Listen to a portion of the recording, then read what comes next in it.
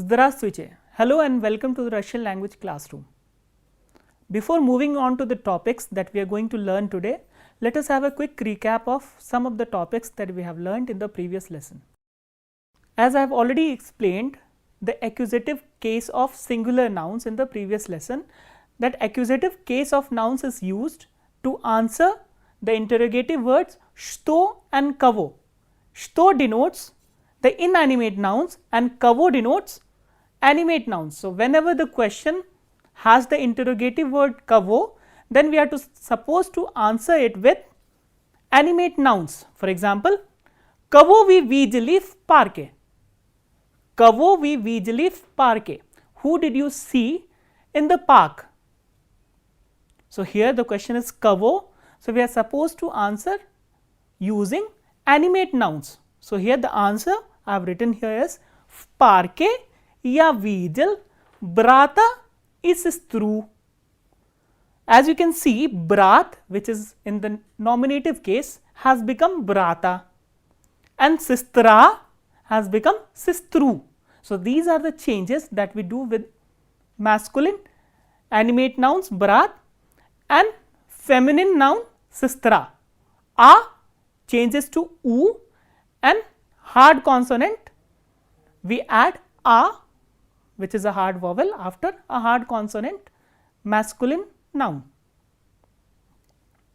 Next question I have written here is что вы читаете? What are you reading? As you can see the question, the interrogative word что has been used here, which suggests that we have to use inanimate nouns in the answer. Я читаю книгу, газету и роман. Я читаю книгу, газету и роман.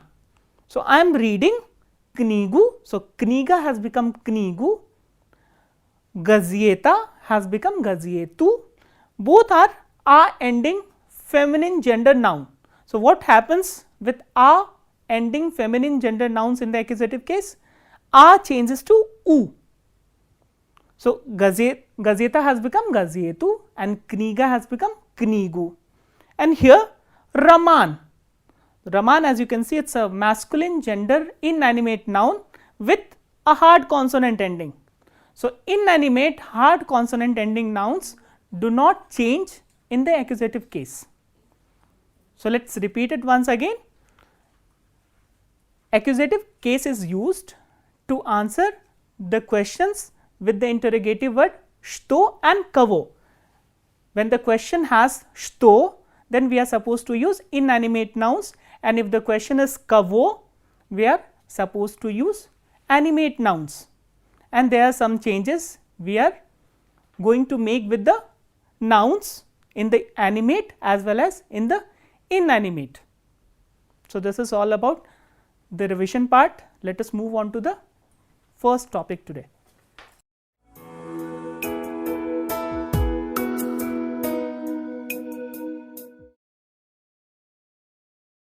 The first topic we have in this lesson is the accusative of direction. This is one of the uses of accusative case in Russian. For this, we use the interrogative word kuda. Kuda means where to. So, whenever we denote that we are coming from somewhere or we are going to somewhere, we use the interrogative word kuda. So, while answering this interrogative word, we use the verbs which denotes the direction. I mean, you are going to a point or you are coming back from a point to another point. But before going into detail, I would like to introduce two very important verbs we use while answering the question kuda. These verbs are idти. Idти is to go or to come back. Idти, how do we spell idти? E, de, te and e. And the second verb we have is yekhat. Yekhat also means the same thing, to go or to come. But the difference between idти and yekhat is when you go by a vehicle or by means of any transport, we use yekhat, or if you are going by walking, then we use idти. So, both the verbs mean the same thing, to go or to come, but the difference is the means of transport. So, if you are going by a vehicle, we use yekhat, and if you are going to a point by walking, we use ichi. So, now the question comes, how do we conjugate these two verbs? Both these verbs follow ye conjugation. So, how do we conjugate these verbs? With ya, first person singular number, idu, ya idu, ti idiosh, onana idiot, mi idiom, vi idiote, ani idut. Ya idu, ti idiosh, onana idiot, mi idiom, vi idiote, ani idut. So, now come to yekhat. How do we conjugate yekhat? Ya yedu, ti yejesh, onana yejet, mi yejem, vi yejite, ani yedut.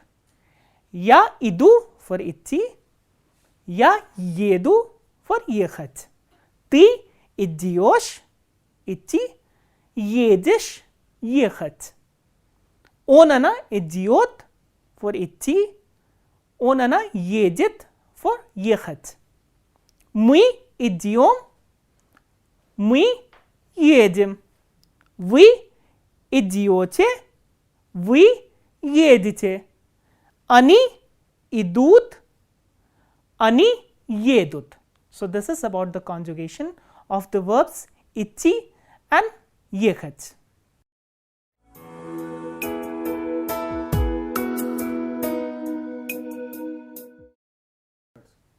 I have introduced the interrogative word kuda, which means where to. A similar word, interrogative word gidye, we have already done. So, let us find out the difference between the interrogative words gidye and kuda. Gidye means where.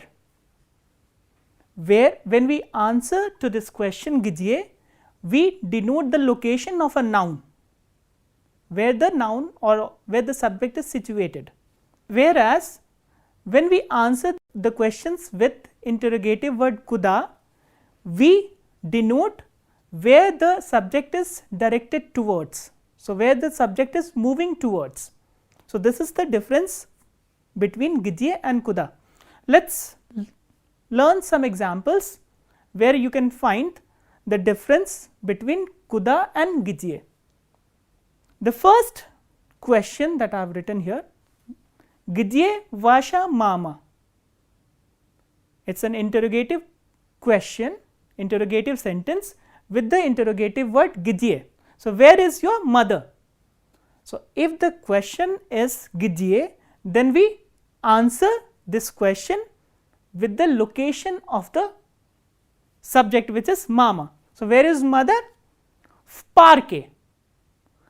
When we answer gidye, we use the noun in the prepositional case with the prepositions va or na. Gidye vasha mama parke. So, here park, which is a noun, has been used in the prepositional case after the preposition va. Let us move on to the second sentence. So, again an interrogative sentence is there with the interrogative word kuda.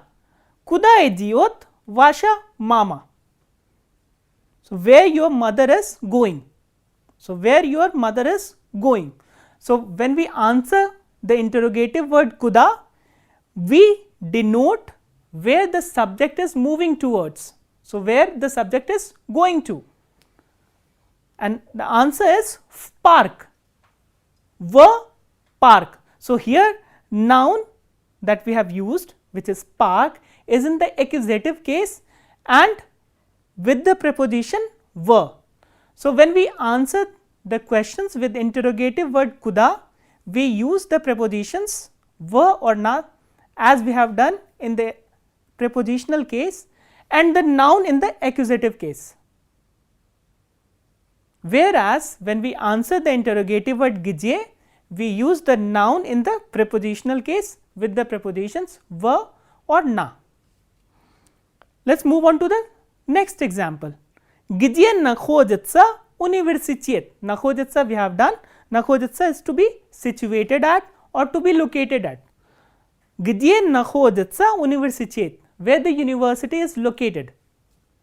So again the interrogative word где has been used. So we will answer the question with the noun in the prepositional case. В городе Delhi. В городе Delhi. In the city or in Delhi. But if the question has the interrogative word куда, for example, куда вы едете? Едете comes from the verb ехать, which means to go or to come by a vehicle. Куда вы едете? Where are you going to? В город Delhi. So here this noun город, which means city, has been used in the accusative case with the preposition в.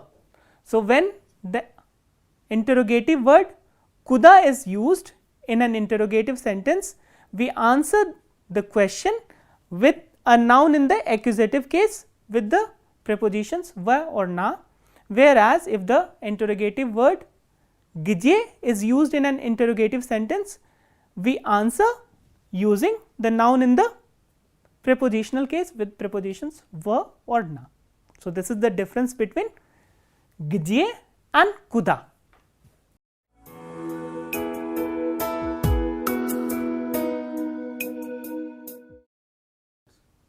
When the question has где in the interrogative sentence, then in answer to the questions we use the nouns in the prepositional case, but apart from the nouns in the prepositional case, we also use adverbs of location. For example, answer to the question где они, we can say они здесь, они там, они справа. Справа is on the right, слева on the left, наверху upstairs, внизу downstairs, and дома at home.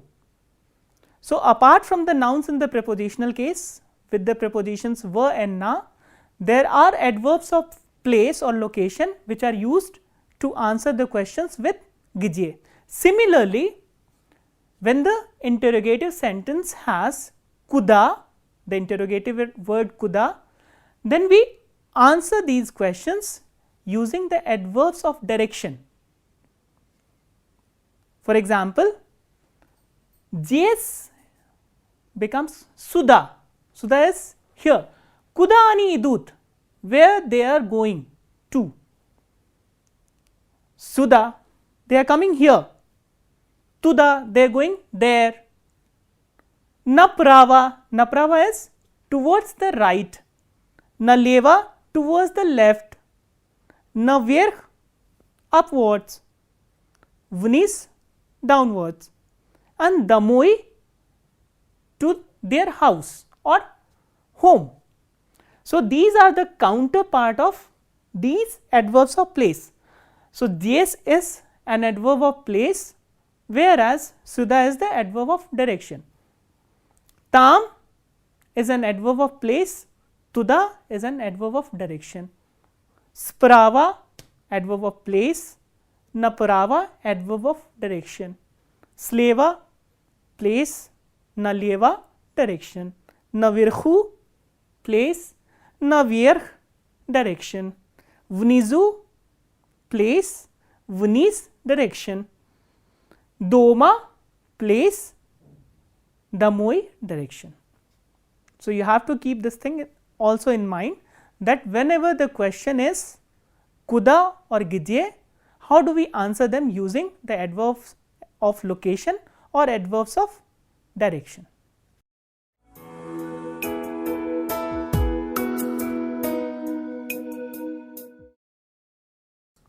Next topic we have is the personal pronouns in the accusative case. So how the personal pronouns are used in the accusative case while denoting the direct objects. As you can see, I have written here the nominative case forms of the personal pronouns and the accusative case forms of the personal pronouns. Ya, first person singular number. For ya in the accusative case we have меня. ya, minya. Ti, tibia. For I, we have minya, ti, which is you, second person singular number, we have tibia. On, he, we have ivo. On, ivo. Ana, iyo. On, ivo. Ana, iyo. First person plural number me becomes nas in the accusative case. Second person plural number we becomes vas in the accusative case, and third person plural number ani, they becomes ich in the accusative case. So, I will repeat the accusative case forms of the personal pronouns once again. Minya, first person singular number, tibia, second person singular number, ivo, third person singular number, and iyo, third person singular number, nas, first person plural number, vas, second person plural number, and ich, third person plural number. So, let us look at some examples. Kavo vi slušajte vнимательно. So, this is a question which has the interrogative word kavo. So, while answering the questions with kavo, we use direct objects or the nouns in the accusative case. So, here we have used the personal pronouns. Ya slušaju, I am listening. Vas, you, I am listening to you. Vнимательно is attentively. So, I am listening to you attentively. Kavo vi хорошо знаете. Who do you know well? And again we have used a personal pronoun in answering this question. Kavo vi хорошо знаете. Я хорошо знаю ее. I know her well. You can use any of these personal pronouns in answer to the question.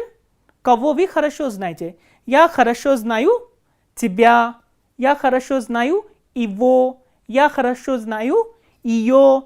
Я хорошо знаю вас. Я хорошо знаю их. So, these are the forms which are used in the accusative case. So, that is how we change the personal pronouns in the accusative case.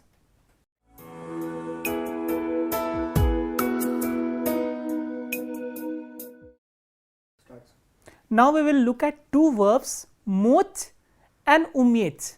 Both these verbs are translated as can or to be able to in English, but there are certain differences which we will learn during this lesson. Moch and umiet. Both these verbs can be translated as can or to be able to. So, let us first look at the conjugation of these two verbs. Ya magu, I can. Ti можешь, you can. Он она может, мы, first person plural number, можем, мы можем. Вы можете, они могут. Я могу, ты можешь, он она может, мы можем, вы можете, они могут. And уметь, я умею, ты умеешь, он она умеет, мы умеем, вы умеете, они умеют. So, again both these verbs have ye conjugation. So, now what is the difference between moch and umech? The verb moch denotes the physical ability of a person to perform any action, and umech denotes the necessary skills of a person to perform any action. For example, я сейчас не могу писать письмо. Я сейчас не могу писать письмо.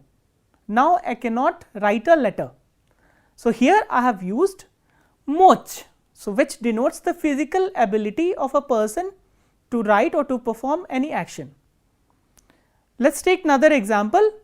Я не умею говорить по-русски, or Я не умею писать по-русски. So I am not able to write in Russian, or I am not able to speak in Russian.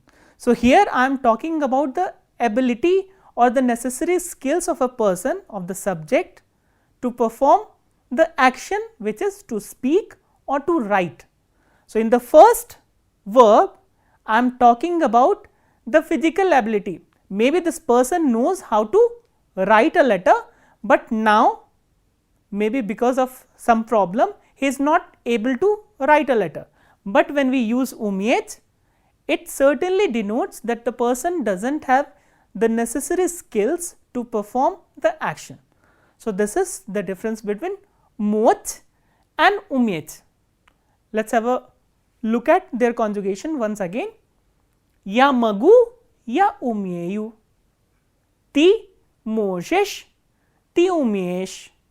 Он, она может, он, она умеет. Мы можем, мы умеем. Вы можете, вы умеете. Они могут, они умеют.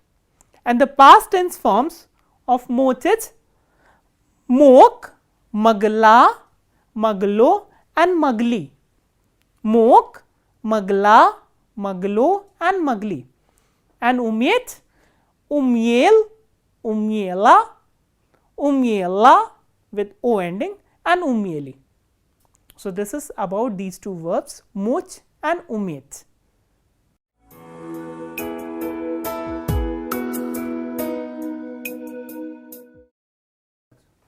Now we will learn the construction dolshin plus an infinitive.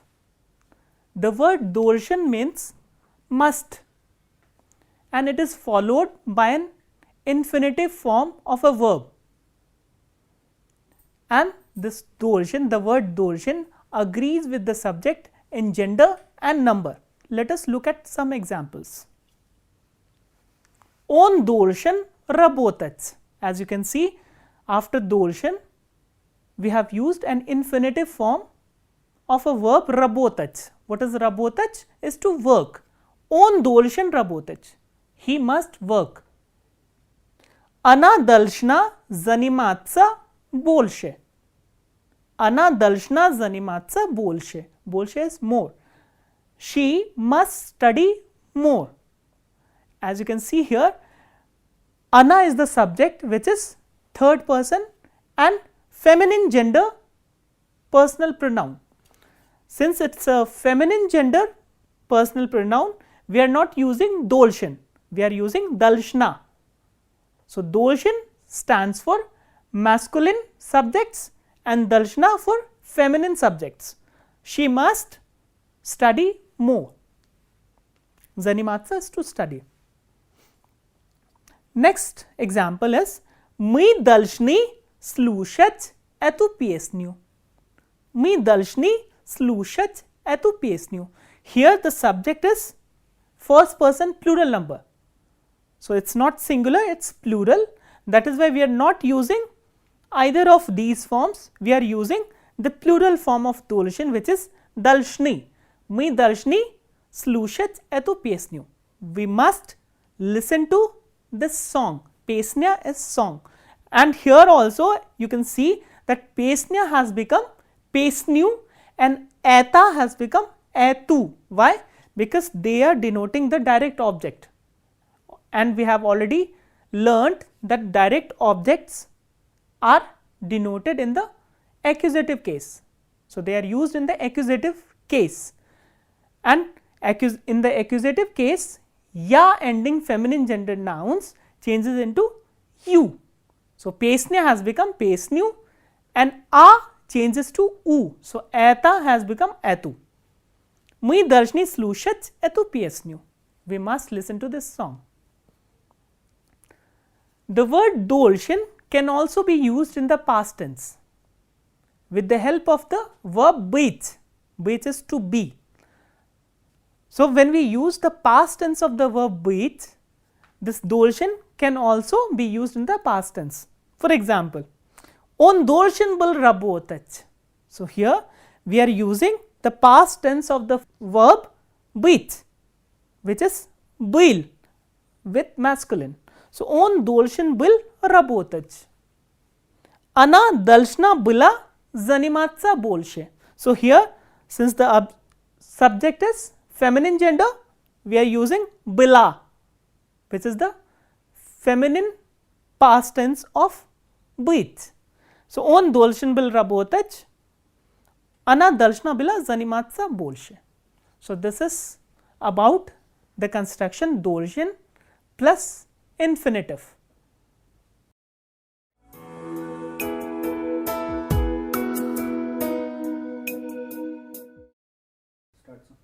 Now, I will read out some sentences. Please listen to them carefully and read after me. У меня есть друг. Вчера я встретил его на улице. I have a friend. Yesterday I met him on a street. Это моя сестра. Ее зовут Анна. This is my sister. Her name is Anna. Где Павел? Вы видели его? Да, я видел его в буфете. Where is Pavel? Did you see him? Yes, I saw him in the canteen. Где вы купили эти книги? Где вы купили эти книги? Я купил их в киоске. Я купил их в киоске. Where did you buy these books? I bought them at a shop or a small market. Куда вы идете? Куда вы идете? Where are you going? Я иду в буфет. I am going to the canteen. Куда ты идешь? Where are you going? Я иду в столовую. I am going to the mess. Куда мы идем? Where are we going? Мы идем на почту. We are going to the post office. So, now I will read out the sentences once again. Please listen to them. У меня есть друг. Вчера я встретил его на улице. Это моя сестра. Ее зовут Анна. Где Павел? Вы видели его? Да, я видел его в буфете. Где вы купили эти книги? Я купил их в киоске. Куда вы идете? Я иду в буфет. Куда ты идешь? Я иду в столовую. Куда мы идем? Мы идем на почту. So, with this, I conclude this lesson. So, what all we have learnt in this lesson? We have started with the accusative of direction. Apart from that, we also did some constructions with должен and infinitive, and we have done the personal pronouns in the accusative case. So, this is all for today. We will meet in the next class. Till then, das vidanya.